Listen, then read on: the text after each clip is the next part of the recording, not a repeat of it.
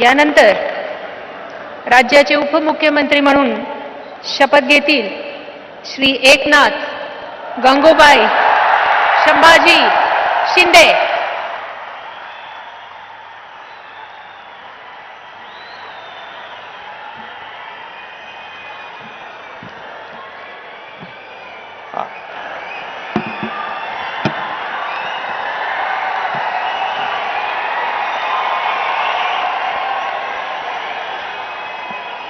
हिंदू हृदय सम्राट बाळासाहेब ठाकरे यांना वंदन।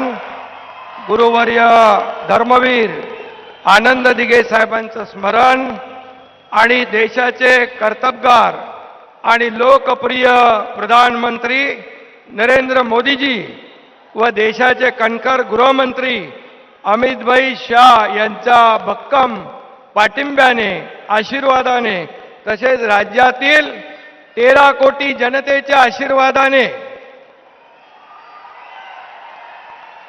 मी एकनाथ गंगूबाई संभाजी शिंदे ईश्वर साक्ष शपथ घेतो की कायद्याद्वारे स्थापित झाले आहे अशा भारताच्या संविधानाबद्दल मी खरी श्रद्धा व निष्ठा बाळगीन।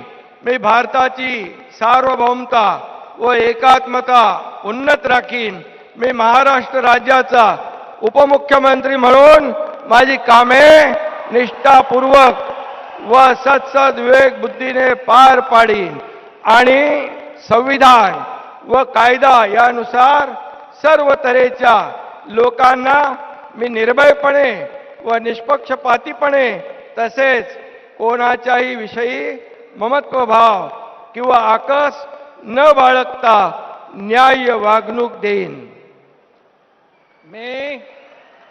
मी एकनाथ गंगूबाई संभाजी शिंदे ईश्वर साक्ष शपथ घेतो की महाराष्ट्र राज्याचा उपमुख्यमंत्री म्हणून माझ्या विचारार्थ आणली जाईल किंवा मला ज्ञात होईल अशी कोणतीही बाब असा उपमुख्यमंत्री म्हणून माझी कामे यथायोग्य पार पाडण्यासाठी आवश्यक असेल ते खेरीज करून एरवी मी कोणत्याही व्यक्तीला किंवा व्यक्तींना प्रत्यक्षपणे व अप्रत्यक्षपणे कळवणार नाही किंवा त्यांच्याकडे उघड करणार नाही।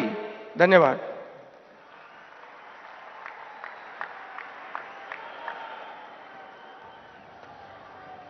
तर एकनाथ शिंदेंनी आता उपमुख्यमंत्री पदाची शपथ घेतलेली आहे। सुरुवातीला देवेंद्र फडणवीस यांनी मुख्यमंत्री पदाची शपथ घेतली आणि आता एकनाथ शिंदे यांनी उपमुख्यमंत्री पदाची शपथ घेतलेली आहे।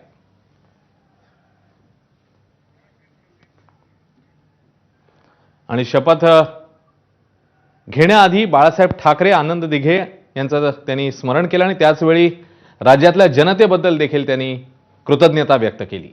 आणि आता एकनाथ शिंदे हे उपमुख्यमंत्रीपदी विराजमान झालेत, त्यांनी शपथ घेतलेली आहे।